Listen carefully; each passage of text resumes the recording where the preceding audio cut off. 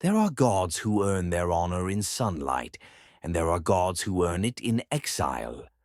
Susanoo, the storm god of Japan, was born of the sea and the sky, but he lived with a temper that could shatter kingdoms.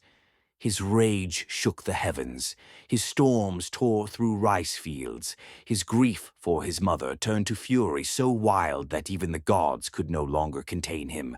So they cast him out, banished from the high plane of heaven, thrown down to earth like a falling star. And that is where our story begins, with the god stripped of his throne, walking alone through the mortal world.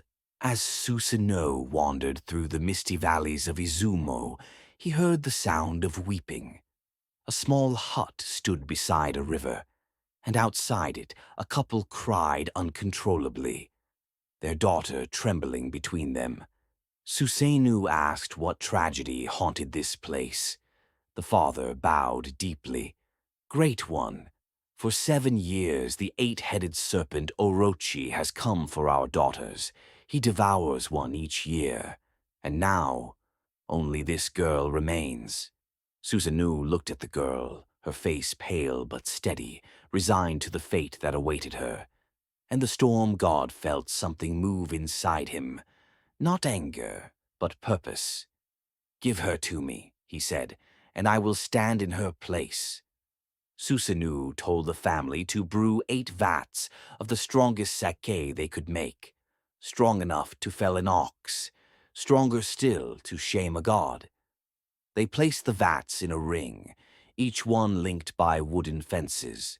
The river ran dark and silent behind them. Night fell, and the earth began to tremble. From the forest beyond the river, 8 monstrous heads emerged, each one massive as a boulder, each pair of eyes burning like furnace coals. Its body stretched across the mountains, scaled like iron, stinking of blood and rot. The serpent, Orochi, hunger incarnate. The monster smelled the suck, and its tongues flickered greedily. One head dipped, then another, and another, until all 8 heads drank. The ground shook as the serpent swayed, drunk, staggering sake flowing from its fanged mouths. This was the moment Susanoo waited for. Susanoo drew his sword, not with the flourish of a hero seeking glory, but with the calm of a man who knows there is no one left to save the innocent but him. He leapt forward, and the storm rose with him, wind howling, rain crashing, thunder cracking across the sky. He hacked through the first head, sake and blood exploding in a violent spray. He cut through the second, and the third, and the fourth.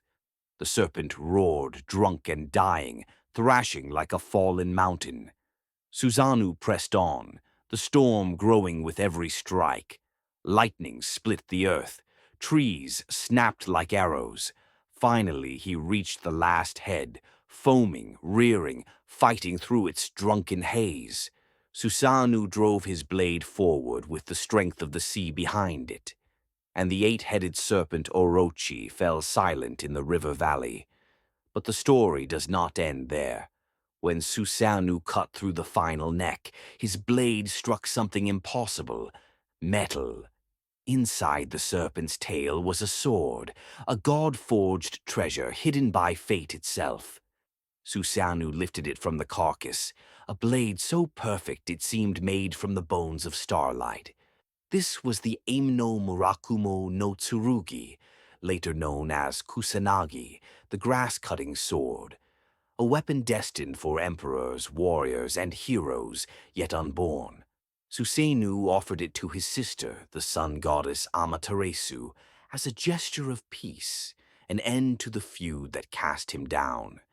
For sometimes a god must walk through exile to become worthy of returning home. Susanoo's victory is not a story of power. He was strong long before he met the serpent.